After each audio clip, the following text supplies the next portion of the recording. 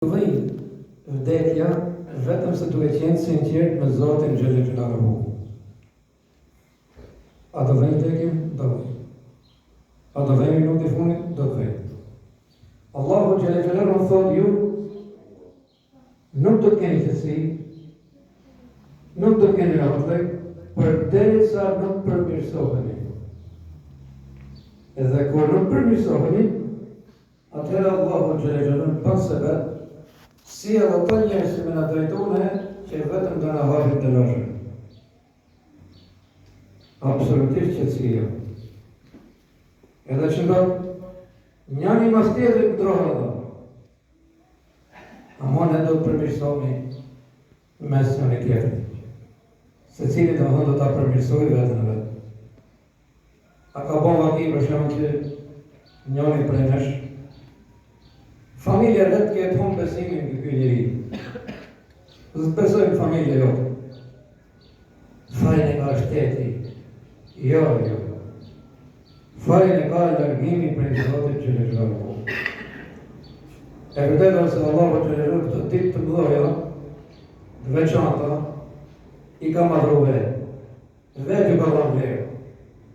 Për shkak të ngjarjeve që kanë nëntën, po se vetë mundësi ajo madhëria e Zotit që në zhërë do t'i japi vlerë. Pra një ditë të fjallë e ditë Arafatit, maj mirë se gjithë ditë të vitit. Maj mirë se sa gjithë ditë të dynjas. Një ditë, 8 orë, 10 orë. Apo këto 10 ditët më të mirë të dynjas. Që robi halëgjit. Robi që halasi ka këthe imanit këthe,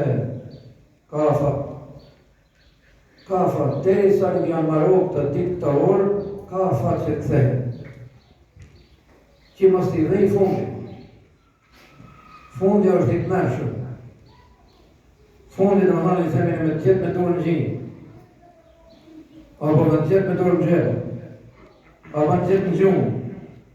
Dhe më në pa punua si sëmë. Allahu, keni frikë Zotit.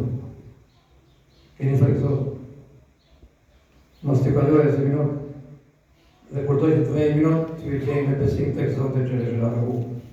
Edhe këto ditë Allahu i banë se vetë shka. Për shemë, një ditë a gjirim, barës me 24 muaj, fali njësh. 24 muaj më shirë. Rahmet, për i konë dhe Zotë që në zhëllaru. I kërëson vetë Allah, i të Allah. Si që për shërën në të Ramazanin, 10 ditë të Muharremin, 10 ditë të Dhulhijhes, 10 ditë të fundit të Ramazanin, të veçanta. Allahu që në zhëllaru i ka nërësu. Për ne,